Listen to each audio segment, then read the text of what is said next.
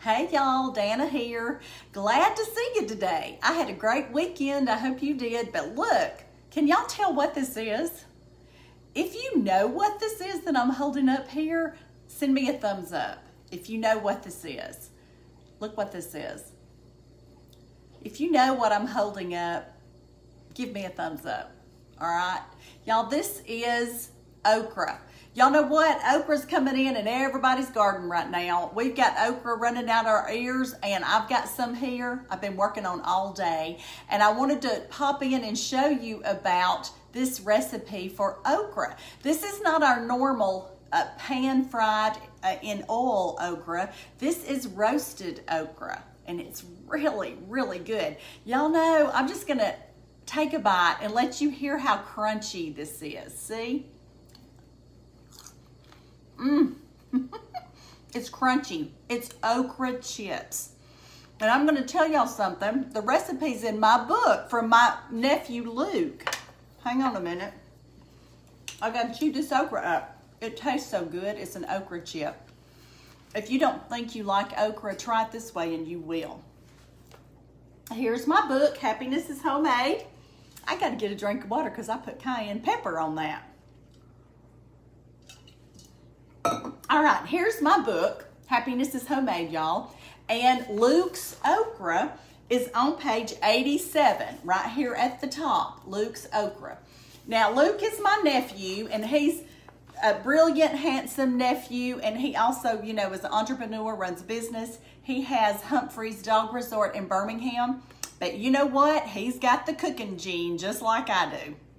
His mama has it, which is my sister, Suzanne.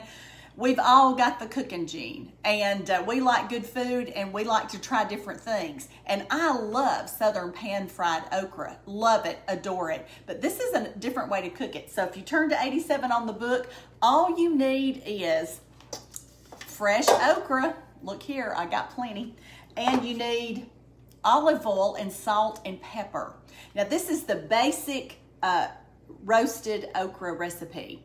Now, the first thing you got to do is make sure your oven is cranked up to 450, and mine is, because y'all, if you can see behind me, I've been cooking this all day and working on this because I'm going to put some in the freezer for later and get it all ready and put it in the freezer. And I'll tell you how I do that. I get it cooked, and some of my pans are hot, and I put it in the freezer just like this with it cooked, and I let it freeze while it's separated. And then after it gets frozen solid and it won't stick together, I put it in a freezer bag and keep it in there, and I pull it out and re-roast it, you know, get it warm and stuff when I want some of it. But anyway, let's move on with how to cook this stuff. You're just basically gonna toss this in olive oil and salt and pepper it and put it in the oven for 35 minutes, depending. Now, I tried to make this cook a little faster, so I'm gonna split mine half-wise, okay? Cut off the tips, split it half-wise. And I will tell you this, I went to a cooking blog, I guess you could say, where a person had different spices on their roasted okra, so I pulled some of those in. So I'll give a shout out to Eating Bird Food. I know, what a name, Eating Bird Food, and I used the spices along with Luke's okra recipe right here. So y'all, give me a thumbs up. Number one, if you love okra, give me a thumbs up. If you don't love okra, try this. You will when you get finished, okay? And also, let's get busy and get working, and let me show you how easy this is. The things that we're gonna need are olive oil, garlic powder, salt, cayenne. Now, y'all, this is optional. Y'all know I'm a spicy girl. I like spicy, and I do the cayenne. If you don't like it, don't put it in there. Salt and pepper. And then I'm gonna put a little fresh thyme. Y'all know I grow my little herbs out in my little tiny herb box, and I've got some, so I'm gonna use it. It's optional, you don't have to use it. So anyway, let me get to going and show you how we process the okra. First of all, you're gonna have to clean it, okay? It doesn't come out of the field clean. If you pick it or whatever, you gotta clean it. So I washed it really well and used my salad spinner to get the liquid off of it, and then laid it out and let it dry. So what you're gonna do next is cut the stem end and the tip end off. So we're gonna do that right quick. okay? And then, and I hope you can see this, we're gonna split this right down the middle, okay? Like this. Now, in Luke's recipe, we did it whole, and it's good whole, but this right here will make the cooking time a little bit faster. So anyway, put it in your big bowl. And y'all, this is a bowl I've had since me and David got married 40 plus years ago, and I love it. This is a workhorse in the kitchen for me, so here I am using one of my favorite bowls. Let me move that out of the way so you can see it. All right, here we go. I am working on this. And I should have had part of this done before you got here, but I didn't. So we're gonna have to decide what we're gonna talk about while I'm cutting all this stuff up. Do y'all grow your garden? If you've got a garden filled with okra, y'all give me a heart. Or if you love a farmer that grows it for you, give me a heart. Y'all let me know you're out there. But anyway, this is how I do it. I get started with it and I just split it, throw it in there.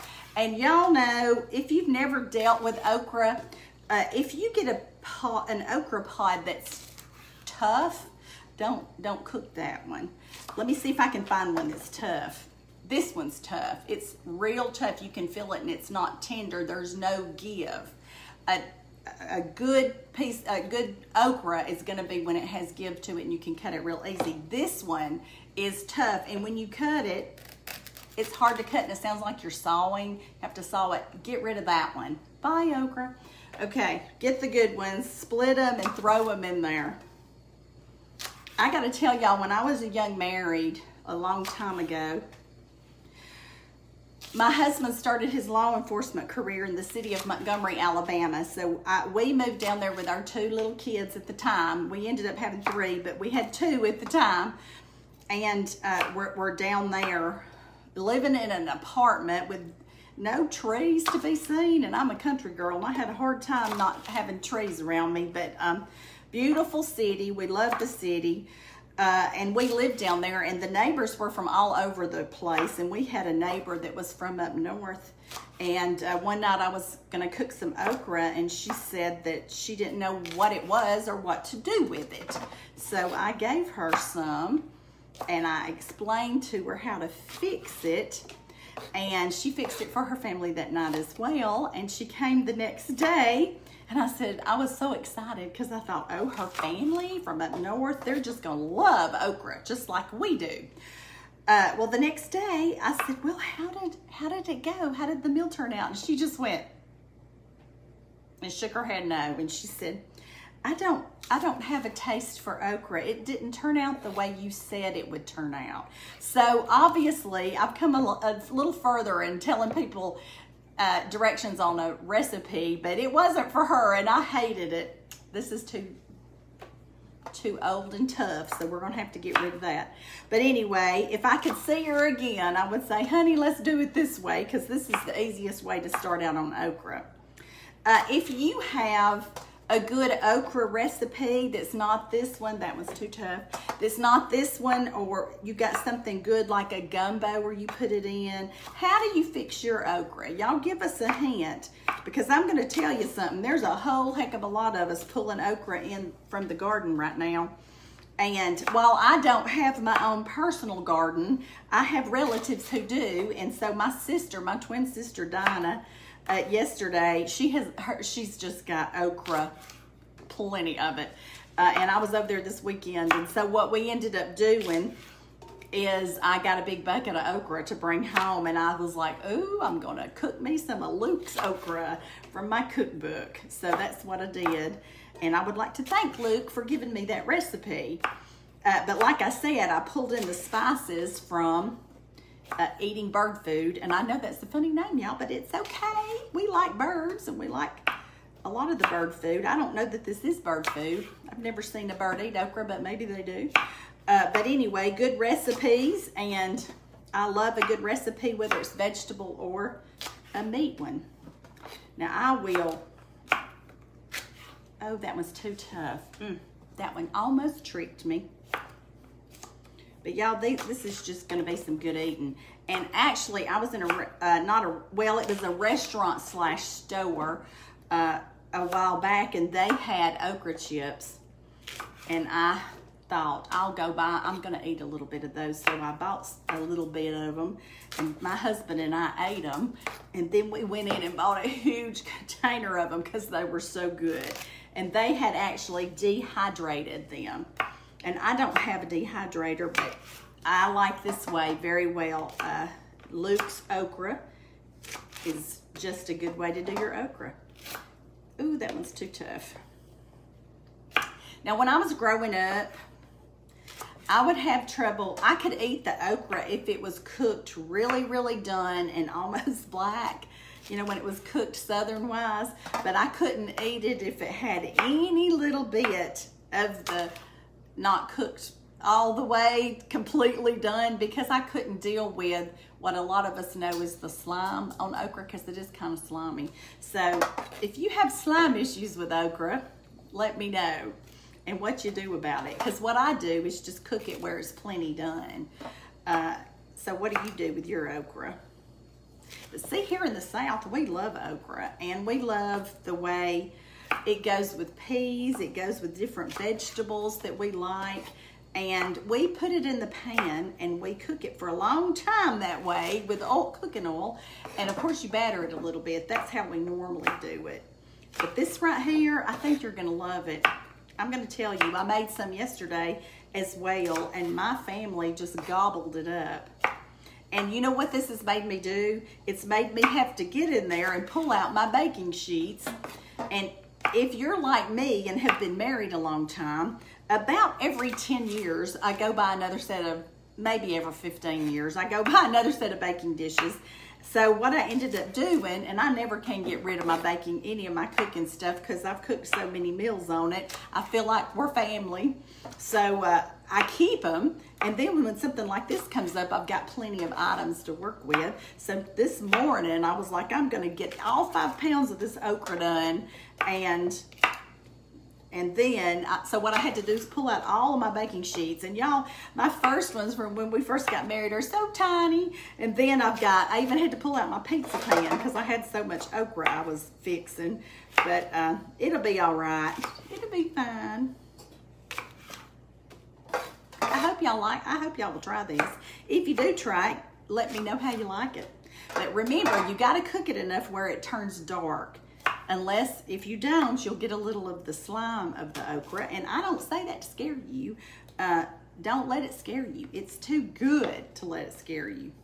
All right, let me move this out of the way, and we're gonna mix up the goodies. Okay, now I like this stuff spicy, so I'm gonna do mine spicy, but you can just do salt and pepper the way Luke's original recipe is if you want to. So I'm gonna put, this is like 2 tablespoons of olive oil. Okay, your hands will be messy in just a minute.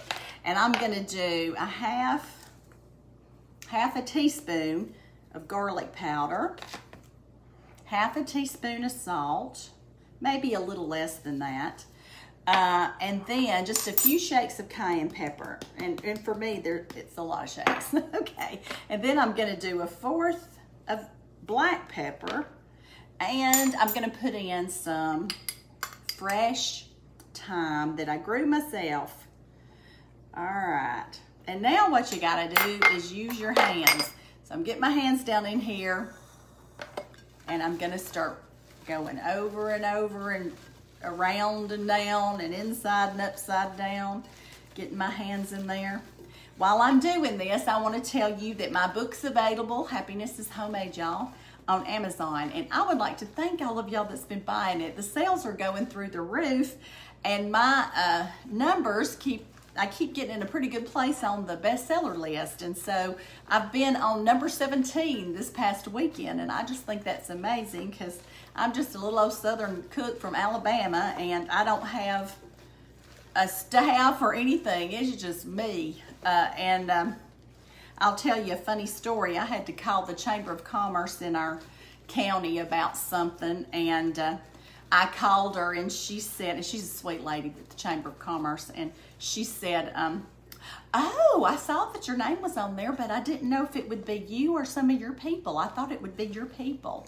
And I said, my people. I said, honey, there's not anybody but me. It's just me feeding my family and doing this because I love to cook and I love people. So I thought that was really sweet. But yeah, it's just me, people. Just me. All right, I got to get a napkin. Hang on.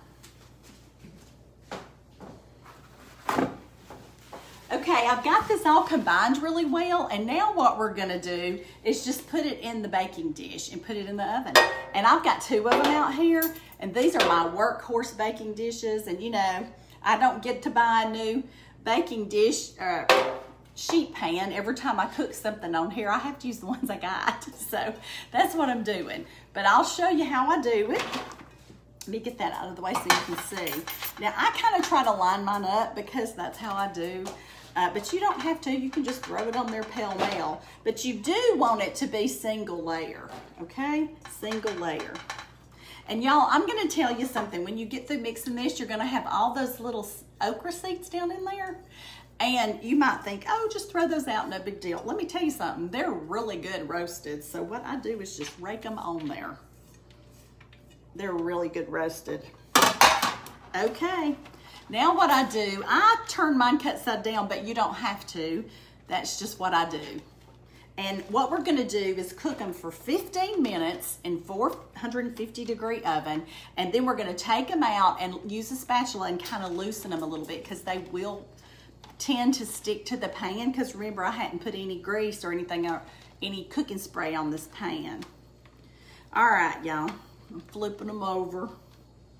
When I got tired a while ago, I didn't flip some over, and I thought, well, it'll be fine. And y'all, it was fine. That's just me and my wanting everything in order. Okay, this is it, baby dolls. Now I'm gonna pop it in the oven. And remember, you put it in a 450-degree oven that's hot, preheated, and you're going to flip it in 15 minutes and then pull it back out 15 minutes later. So cooking time's around 30. Let me get this in. Hold on a sec. Gotta get this one in too.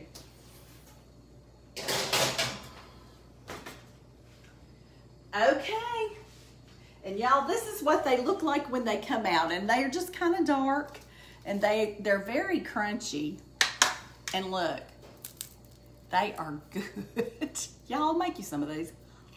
What to do with all that okra? Make you some okra chips. Make you Luke's okra from my book on page 87. They're good. And they crunch like popcorn, and they're, you know, kind of salty, kind of spicy. Those things are so good. So, let me chew a minute. And I just want to tell you that the good Lord loves you, and I love you too. And I hope you will enjoy this recipe, and give me a thumbs up if you think you're going to make it. And please share it. Share this recipe with people, especially people that's got gardens, because we're all pulling our hair out saying, what am I going to do with all this okra after we get it put in the freezer? So y'all do that. Share this, and just know that I love you, and I thank you so much for watching me on here. And y'all have a good day. Love you. Bye-bye.